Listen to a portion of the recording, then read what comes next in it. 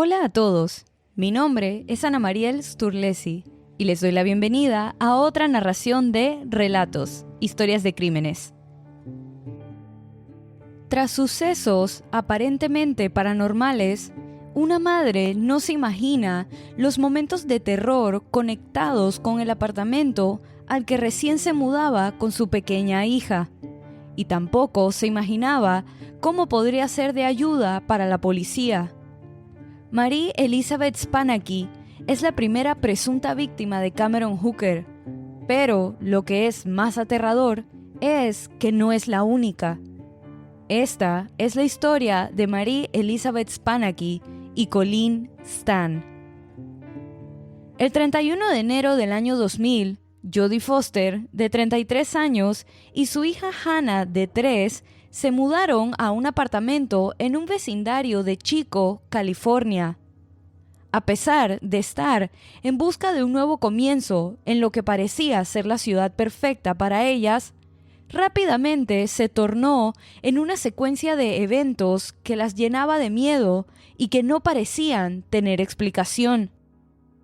Al poco tiempo de mudarse, Jodie alega haber empezado a tener pesadillas sobre una pareja joven que parecían tener secuestrada a una mujer en lo que describe como un sótano o un calabozo, pero que previo a esto había soñado el momento en el que la pareja secuestra a la mujer tras ofrecerle llevarla hasta su destino en el auto de la pareja cuando se la encuentran caminando por la acera, pero que el hombre había salido del auto y había atolondrado a la mujer, poniéndole un pedazo de tela sobre la nariz y boca.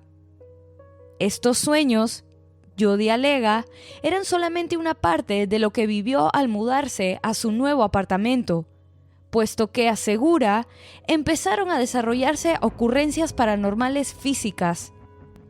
Entre estas situaciones inexplicables se encuentra la continua ocurrencia en la que los zapatos de Hannah, su hija, aparecían movidos de lugar a pesar de que fueran regresados siempre a su posición original al lado de la puerta de entrada.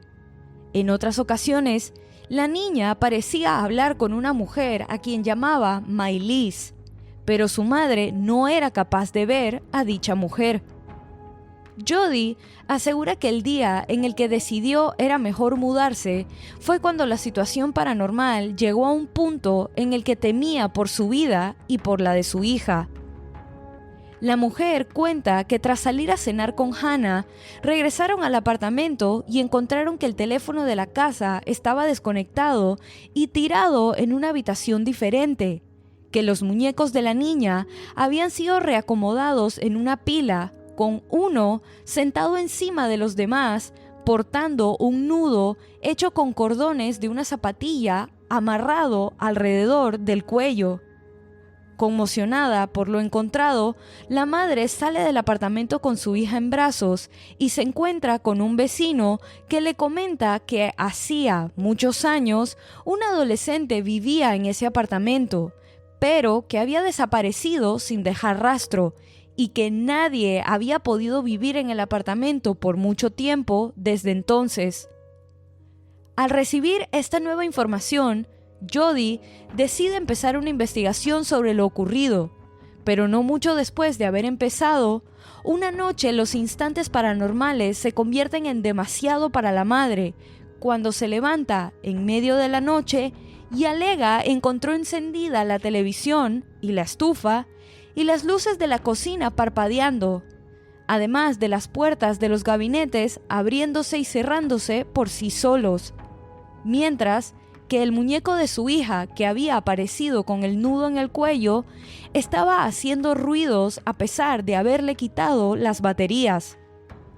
Durante la investigación que estaba realizando, encuentra en periódicos viejos archivados en la biblioteca el caso de Mary Elizabeth Spannachy, una adolescente de 19 años que había desaparecido en el área de Chico, California, el 31 de enero de 1976, y la misma había residido en el apartamento que ella ahora compartía con su hija. En los diferentes artículos que encontró, no solo pudo aprender sobre el caso, sino que también que el sobrenombre del adolescente era Marlies, un sobrenombre que le sonaba muy similar a Maylis, el nombre por el que su hija llamaba a la mujer con la que hablaba que ella no podía ver. Tras esa noche aterradora en vela y haber descubierto la inquietante información sobre la desaparición de Marlies, Jody decide empacar sus cosas y mudarse del apartamento.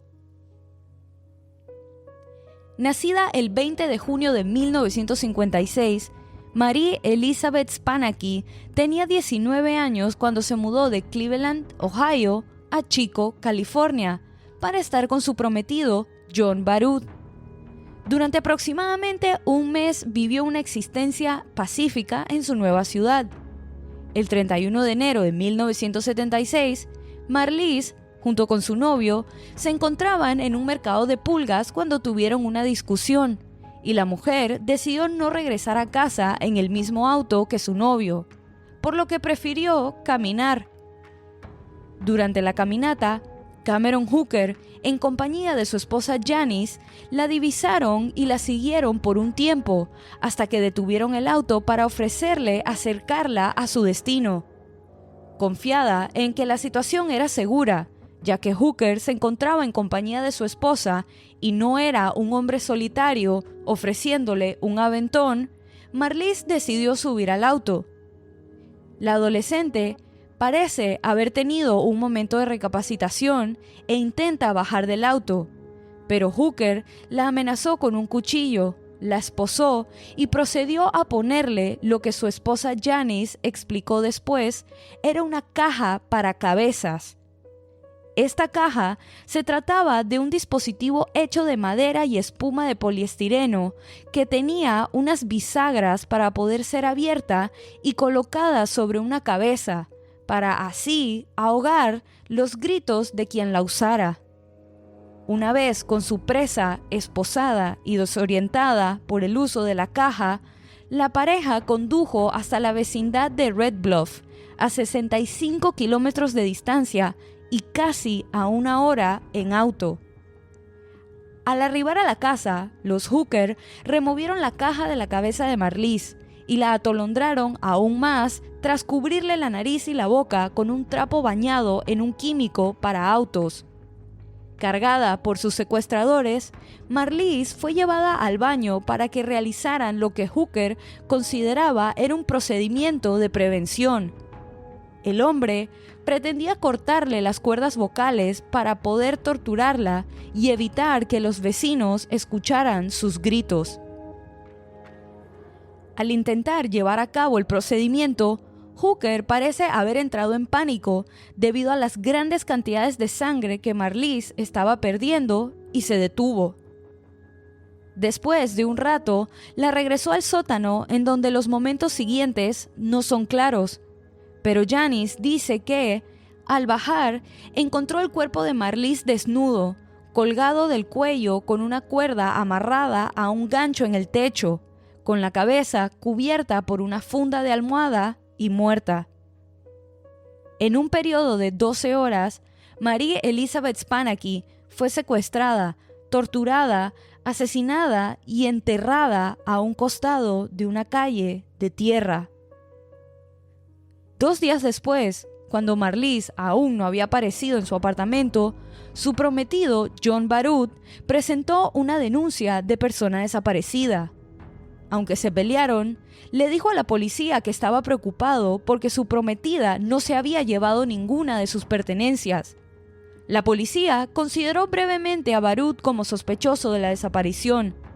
Una persona les dijo que ella había querido terminar la relación, y la madre de Spanaki dijo que Baruth consumía drogas. Pero Baruth negó haberla lastimado y fue absuelto como sospechoso después de pasar una prueba de polígrafo. A medida que pasó el tiempo, el misterio del destino de Marie Elizabeth Spanaki se hizo más profundo. Nadie tenía idea de lo que podía haberle pasado, hasta 8 años después, cuando, en 1984, toda la información disponible del caso provino de una fuente que Cameron Hooker pensó que nunca lo traicionaría después de sus amenazas. Esta fuente era su propia esposa, Janice. Mientras hablaba con la policía, Janice, aparentemente arrepentida, les contó no solo la historia del asesinato de María Elizabeth, sino también la historia de la joven a la que había ayudado a escapar un tiempo antes, Colleen Stan. Muchos fanáticos ávidos de los crímenes reales conocen la historia de Colleen Stan, pero la reconocen mejor cuando la llaman la chica de la caja. El 19 de mayo de 1977, Colleen Stan era una joven de 20 años que hacía autostop desde su casa hasta la casa de una amiga para asistir a una fiesta de cumpleaños.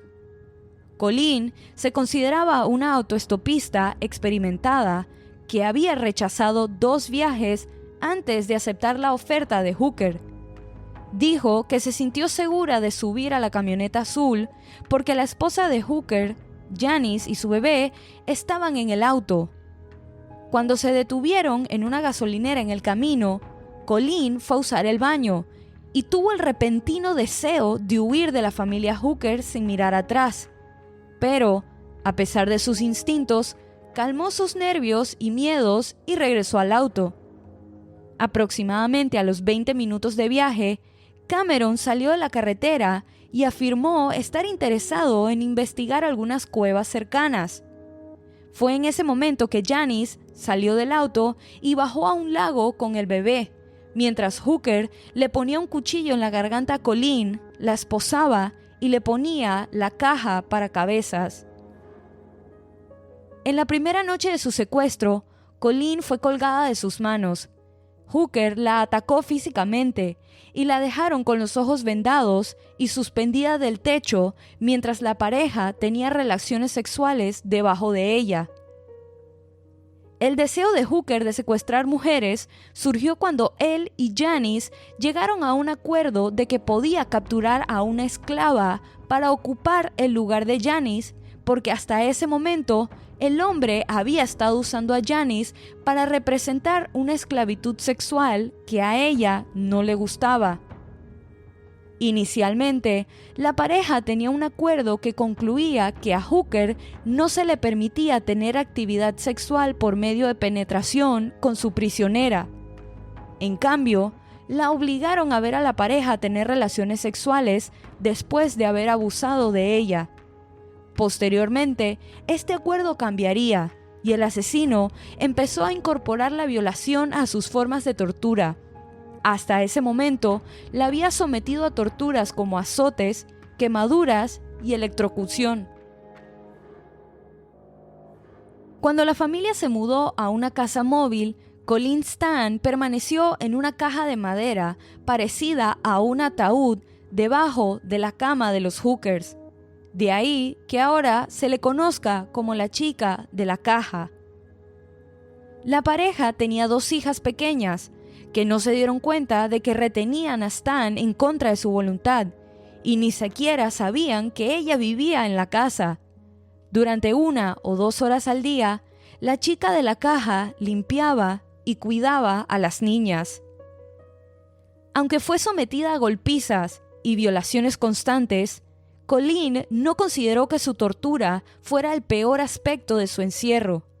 Lo que la aterrorizó aún más fue la afirmación de Cameron Hooker de que era miembro de una organización satánica llamada La Compañía. Le dijeron que la Compañía era una organización poderosa que la vigilaba y tenía muchos micrófonos en la casa de su familia. Más que nada, Stan tenía miedo que un intento de fuga hiciera que la Compañía le hiciera daño a su familia. Así que la chica permaneció en cautiverio e incluso firmó un contrato declarando que era su esclava y permaneció en esas brutales condiciones durante 7 años de su vida. Posteriormente, Stan se convirtió en una esclava conocida como K. Se vio obligada a llamar a Cameron maestro y no se le permitía hablar sin permiso. Al cumplir con los deseos de su captor, Colleen ganó continuamente más y más libertad. Le permitieron trabajar en el jardín y salir a correr. Incluso se le permitió visitar a su familia. Hooker siempre la acompañaba y ella decía que era su novio. Su familia tomó una fotografía de la pareja luciendo feliz, pero su falta de comunicación y dinero les hizo creer que su hija estaba en una secta. Sin embargo, no la quisieron presionar porque tenían miedo de que eso la hiciera desaparecer para siempre, y el miedo de la chica hacia la compañía le hacía imposible transmitir información a su familia. Según Colleen, Hooker temió haberle dado demasiada libertad a su esclava y la llevó de regreso a su casa móvil, donde la encerró en la caja de madera debajo de su cama. Permaneció en la caja 23 horas al día durante los últimos 3 años de su cautiverio. Ella se ocupaba de las funciones corporales utilizando un orinal que colocaba debajo de ella con los pies. Se afirmó ante el tribunal que a las hijas de Hooker les dijeron que K se había ido a casa. Sin embargo, una vez que sus hijas se iban a la cama, Hooker la sacaba de la caja para alimentarla y torturarla. Durante los veranos, las condiciones eran especialmente duras para ella, ya que el calor en su caja subía a temperaturas insoportables. En algún momento, Colleen fue reintroducida a la familia. También se le permitió conseguir un trabajo como empleada doméstica en un motel y se suponía que se convertiría en la segunda esposa de Hooker. Pero esto no fue un buen augurio para Janice. La mujer acudió a Colleen y le confesó que Cameron también la había torturado y le había lavado el cerebro desde que empezaron a salir, y que ella había desarrollado técnicas de negación y compartimentado sobre ese aspecto de su vida. Después de este punto de inflexión, Janice le reveló a Colleen que su marido no formaba parte de la compañía y la ayudó a escapar. Una vez, lejos de la casa en una estación de autobuses, Colleen llamó a Hooker para decirle que lo dejaba, a lo que él procedió a romper en llanto. En los meses siguientes no se puso en contacto con la policía, pero siguió llamando a Hooker con regularidad. Ella explicó que quería darle a Hooker, a petición de Janice, la oportunidad de reformarse. Cuando la esposa se dio cuenta que no podía salvar a su marido, Janice lo denunció con la policía. Ahora se estaba por hacer justicia para Colleen Stan. La policía estaba comprometida en tener el mismo desenlace para Mary Elizabeth.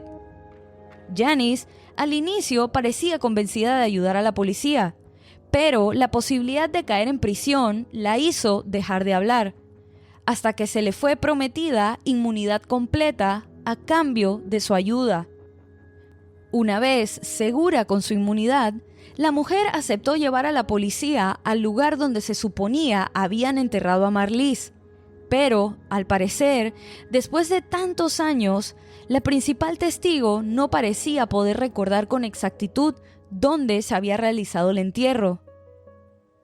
Con miedo de arruinar la posibilidad de presentar cargos contra Hooker más adelante por el caso de Marlies, la policía prefirió seguir adelante con el caso de Colleen, que contenía mucha evidencia, y esperar a encontrar el cuerpo de Mary Elizabeth más adelante. Cameron Hooker fue acusado de agresión sexual y secuestro con cuchillo. Durante el conocido juicio, Colleen describió el terrible abuso al que fue sometida. Se llevó como evidencia la caja en la que había estado aprisionada por 7 años, los diferentes dispositivos de tortura que habían sido utilizados en ella, incluida la caja de 20 libras para la cabeza. Entre más detalles espantosos salían a la luz, la fiscal estaba determinada en introducir el caso de Marlies para determinar un patrón de comportamiento del acusado. Pero, como no habían pruebas de un homicidio, el juez decidió que toda la información sería inadmisible y perjudicial para un futuro caso. En el momento de dar el veredicto, el juez describió al acusado como el psicópata más peligroso con el que había lidiado en todos sus años de carrera, y agregó que se aseguraría de darle la mayor cantidad de años en prisión posible, porque consideraba que mientras estuviera vivo, seguiría siendo un enorme peligro para las mujeres. Cameron Hooker fue declarado culpable y condenado a penas consecutivas, por un total de 104 años de sentencia. El caso de Colleen Stan había sido cerrado con el veredicto, pero el caso de Mary Elizabeth Spannachy seguía abierto, pero se mantenía inactivo a falta de evidencias. No obstante, 32 años después del caso, había sido reabierto y la policía estaba determinada a mantenerse en constante acción, intentando conseguir información. Pero información necesaria les llegó de la forma menos esperada y en el instante preciso en el que el caso se estaba reabriendo. Jodie Foster, la mujer que se había mudado al apartamento en el que en algún momento Marlies había vivido, se puso en contacto con la policía para decirles que a pesar de haberse mudado hace más de un año de ese apartamento, estaba teniendo pesadillas nuevamente. Anuente de que tal vez no la tomarían en serio, de todas formas decidió dejarles saber que había empezado a tener sueños y que en estos surgía con prevalencia la combinación A17 y los números 35.76. Con un poco de escepticismo, la policía se puso a investigar estos números y descubrieron por medio del uso de un software de mapas que la distancia entre la casa donde ocurrió el asesinato y donde ellos sospechan el cuerpo puede estar enterrado es de 35.77 millas, un decimal más al que había dicho Jodie. Al comparar esto con los datos que Janice había dado nuevamente cuando fue interrogada años después, se percataron de que A17 era el nombre de una carretera que posiblemente pueden haber tomado para llegar al destino del entierro. A pesar de que la información les había llegado de forma poco convencional, la policía se sentía más convencida que antes de que están buscando los restos en el lugar correcto. Colleen Stan sufrió dolores crónicos de espalda y hombros como consecuencia de su encierro. Cuando regresó a casa, recibió una terapia exhaustiva y finalmente se casó y tuvo su propia hija. Se unió a una organización comprometida con ayudar a las mujeres maltratadas y obtuvo un título en contabilidad. Colleen Stan y Janice Hooker cambiaron sus nombres y continuaron residiendo en California. Sin embargo, no mantienen comunicación entre sí. Poco más de un año después de que Janice y Hooker secuestraran a Colleen en mayo de 1977, su nueva víctima vio una foto de otra mujer. La otra foto era algo así como un retrato escolar, dijo Colleen, y asegura que era una foto de Mary Elizabeth Spannachy. Aunque los investigadores nunca pudieron encontrar su cuerpo y Janice Hooker nunca fue acusada de ningún delito debido a su cooperación con la policía, algunos están seguros de que Marlies fue la primera víctima de Janice y Cameron Hooker. Pero la falta de un cuerpo hace casi imposible presentar cargos por asesinato en contra de su principal sospechoso. El caso de Marlies se mantiene como uno de los únicos casos de Red Bluff en estado de abierto pero inactivo. Pero los agentes a cargo no pierden la esperanza de poder concluir con él en algún momento y poder darle a la familia Spannachy algo de paz. Y así culmina este episodio de Relatos, Historias de Crímenes. Recuerden pasar por la cuenta de Instagram y dejar su opinión de este caso. La cuenta es Relatos en Podcast y la pueden encontrar en la descripción de este episodio. Si te gustó este relato, suscríbete o síguenos en la plataforma de tu preferencia que utilices para escuchar los episodios y no dudes en dejar una calificación y comentarios. Mi nombre es Ana María Sturlesi y muchas gracias por acompañarme en esta narración nuevamente y bienvenido si es tu primera. Nos vemos la otra semana para otra narración de Relatos, Historias de Crímenes.